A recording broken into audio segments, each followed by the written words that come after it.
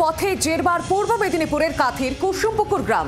দীর্ঘ প্রায় 2 কিলোমিটার রাস্তার এই বেহাল দশা, কাদা খাড়াখন্দে ভর্তি। ছাত্রছাত্রীরা স্কুলে যেতে এমনকি রোগীদের চিকিৎসার জন্য নিয়ে যেতে দুর্ভোগের শিকার হতে হচ্ছে গ্রামবাসীদের। আরো বিস্তারিত জানাবেন কাথি থেকে সরাসরি রয়েছেন প্রতিনিধি কিরণ মান্না। কিরণ, দীর্ঘদিন ধরে এই রাস্তা এখনো পর্যন্ত প্রশাসনকে জানিয়েও কোনো সুরাহা পায়নি গ্রামবাসীরা, এমনই অভিযোগ তুলছেন। আর কি জানা যাচ্ছে, কবে ঠিক হবে? সামনেই রয়েছে দুর্গাপুজো। হ্যাঁ দেখো, আমরা এখন যে রাস্তায় রয়েছি, যেটা তুমি বলছিলে যে সেই কুসুমপুর রাস্তা, সেই রাস্তায় গ্রামবাসীরা এখন বিক্ষোভে সামিল হয়েছেন।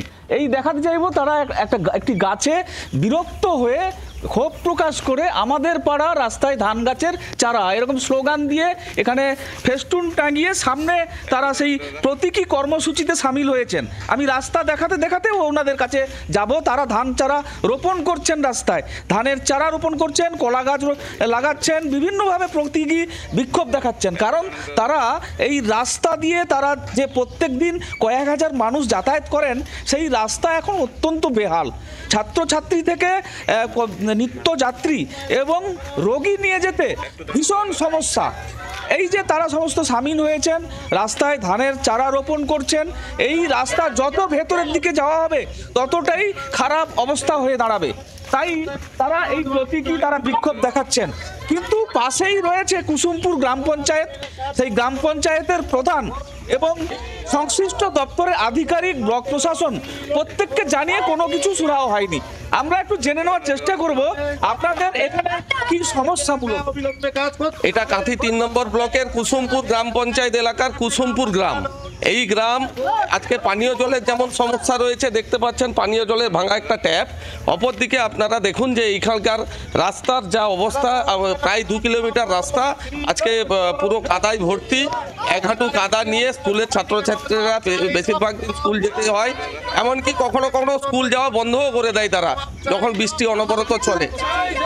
আমরা এখানকার স্থানীয় বাসিন্দাদেরকে দিয়ে এখানে পাড়ায় সমাধান হচ্ছে ওখানে বলেছি, এমনকি সরাসরি মুখ্যমন্ত্রীকেও ফোন করে এনারা বলেছেন, আমরাও বলেছি। কিন্তু এই গ্রামে বেশিরভাগ লোক যেহেতু বামপন্থী পরিবার বাস করে, যে কারণে এই রাস্তাটা এরা করেনি। স্থানীয় তৃণমূলের পঞ্চায়েত, বর্তমান বিজেপির এমএলএ এমপি হয়েছে, তারাও এই কাজটা করছেন। আপনারা মহিলারা তো মূলত আপনাদের দাবি কি? আমাদের দাবি স্কুলে যেতে পারছি না আমরা, তারপরে হচ্ছে বাচ্চাকে স্কুলে নিয়ে যাওয়া যাচ্ছে না, পানীয় জলের সমস্যা। ভোটের সময় আসলে ঘরে ঘরে গিয়ে কি বলবে যে রাস্তাঘাট করে দেওয়া হবে, জলের করে দেওয়া হবে, প্রয়োজনীয়তা পূরণ করে দেওয়া হবে। 15-16টা এরকম হবে, 10-15। স্কুল 3টা আছে, দুটো এইখানে আর 1 কিলোমিটার দূরে আরেকটা আছে। এই রাস্তা দিয়ে 3টে স্কুল রয়েছে, দুটো প্রাথমিক বিদ্যালয়, একটি মনে হয় হাই স্কুল। তো সেই স্কুলে বৃষ্টি হলে ছাত্রছাত্রীরা একেবারেই যেতে পারেন না। পরীক্ষার সময় এমনকি স্কুলে যাওয়ার সময় পড়ে গিয়ে তারা পরীক্ষা তাদের নষ্ট হয়েছে, পরীক্ষা দিতে পারেনি। এই রাস্তা ভেতরের দিকে আরও একটু যাওয়ার চেষ্টা করব।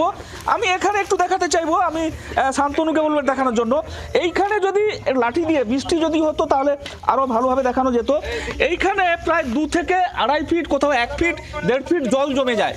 বৃষ্টি হলে এই রাস্তা দিয়ে চলা দুর্বিষহ হয়ে পড়ে, কারণ এই যে সমতল দেখাতে চাইবো এতটা জল জমে যায়। অতএব যখন স্কুল যাওয়া বা রোগীদের নিয়ে যাওয়া, নিত্যযাত্রীদের যাতায়াত প্রচণ্ডভাবে অসুবিধা হয়। তাই তারা সংশ্লিষ্ট দপ্তর, প্রশাসন প্রত্যেককে জানিয়ে কোনো সুরাহা না হয় আজকে এই বিক্ষোভে সামিল হয়েছেন এবং রাস্তা যাতে দ্রুত হয় তার জন্য তারা দাবি জানাচ্ছেন। এই ছাত্রছাত্রী থেকে আজকে গ্রামের মহিলা এবং এলাকার মানুষজন প্রত্যেকে সামিল হয়েছেন, দফায় দফায় বিক্ষোভ করেছেন। এবং যেটা জানানো হচ্ছে, বামপন্থী বেশ কিছু মানুষ জানাচ্ছেন যে বামপন্থী এলাকা হওয়ার কারণে তারা এই অসুবিধার শিকার হয়েছেন বা রাস্তার কাজ করা হয়নি, যে কারণে তারা বলছেন। কিন্তু এখানে সমস্ত দলের, এখানে তৃণমূলের বেশ কিছু সমর্থকরাও আছেন, বিজেপির সমর্থকরা, তারাও জানাচ্ছেন যে আমাদের রাস্তা চাই, কিন্তু কোনো দল না দেখে রাস্তা যেন খুব শীঘ্রই তৈরি করা হয়।